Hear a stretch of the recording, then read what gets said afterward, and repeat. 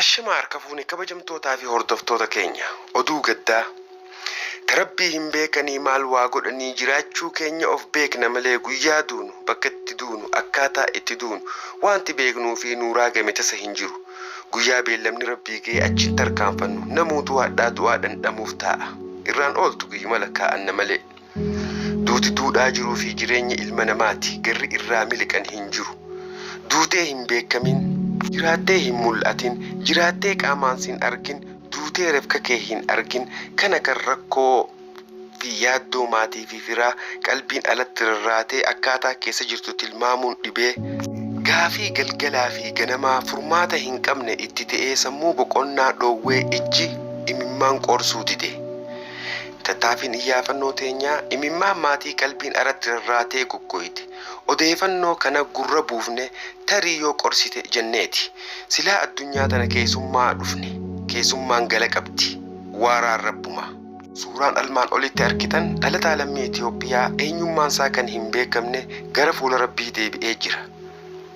Yemen magaalaa Adanitti mana namaa jalatti du'ee argame.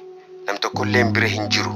Qaama mootummaatiin qoratamee gara mana yaalaa geeffamee qoratamee akka dhukkuba maalaariyaa bookee buusaa ta'e ibsan.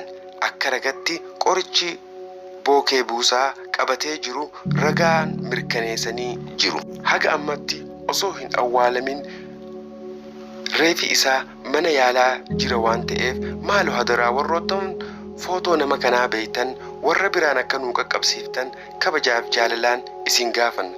Fuulli rabbii itti haa tolu jecha firaa fi aaliif jajjabina hawwinaaf. Fakkaataan akkanaa kan biroo baay'een biyya Yemen keessa waan jiruuf jecha viidiyoo kana sheer gochuun akka wal biraan geeftan kabajaa fi jaalalaan isin gaafanna. Horaa bulaa galatooma.